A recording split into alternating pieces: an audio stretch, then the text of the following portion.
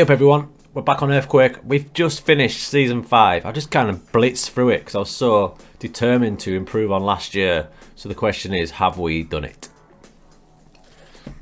Question answered, and the answer is not quite. Again, we made the playoffs, and again we've been knocked out in the first round of the playoffs. If you remember last season, we only drew 3 games, and I was like, we're losing too many, we're drawing not enough. This season, we've flipped that on its head.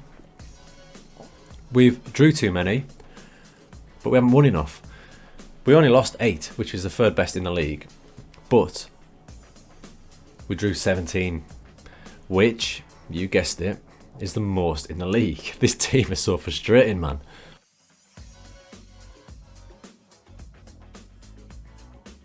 Now this screen sums it up. We were at times absolutely fantastic. A 6-0 away win at Colchester, a 4-0 away win at Scunthorpe. And the goal of the season is an interesting one because it came from Ibrahim.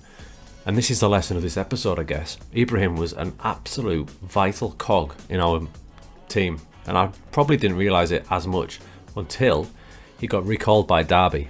So Derby recalled Ibrahim there because, and this is a lesson I'm going to give myself going forward, in the loan agreement, I always miss this. They insist on him playing in a certain position, and in this case they insisted on him playing attacking midfielder. I didn't play him there, I played him a little bit further back as a box-to-box midfielder because he had all the attributes I needed, and he was an absolute machine. A machine. We went on a 15-game unbeaten streak. When we got to January, we were 3rd game in hand to go top. Derby recalled him, and then it went a little bit tits up. So in future, and maybe for you lot too, when you're making these loan signings, try and get rid of that insisted preferred position. Sometimes you won't be able to, but if you can, it's going to help you big time. The other option is to play him in that position now and again, maybe against the weaker teams, just to pacify that annoying git that you're loaning him off.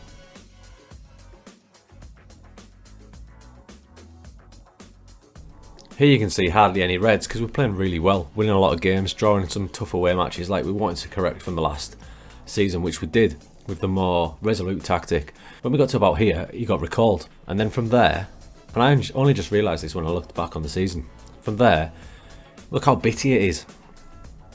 Granted, there's not many defeats, but look how many draws there is. And the wins we're getting, they're not very convincing. The 1-0, the 2-1, they weren't like they were at the start of the season with the big 6-0 thumpings and the 4-0 thumpings. And right the way through the season, it kind of went that way. And it tapered off massively. We got to the playoffs, and it was 2 lacklustre performances of 0-1. So he was key.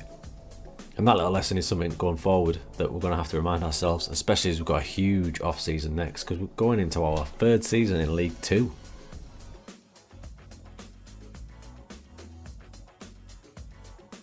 I guess the next question is the tactics.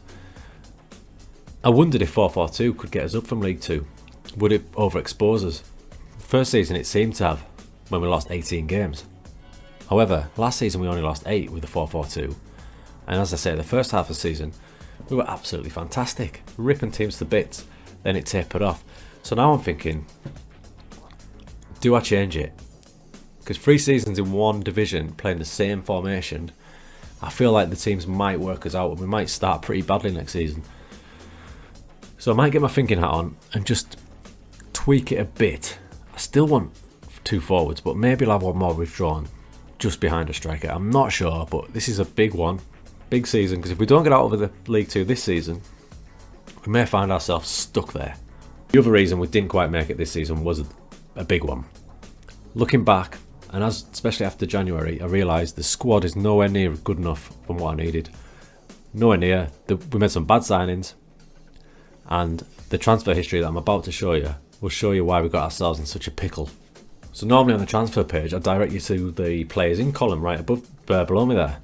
51 grand spent, we spent nothing, all 3 transfers and loans. But on this occasion, I feel like the reason that we screwed this season up was the outgoings. Now if you look, it's £1 million we brought in, £1 million.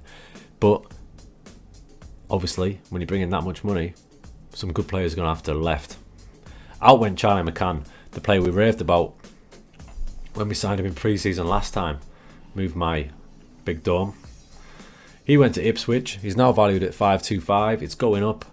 Good player. He started 34 games for Ipswich in the Championship. Imagine the difference he could have made for us.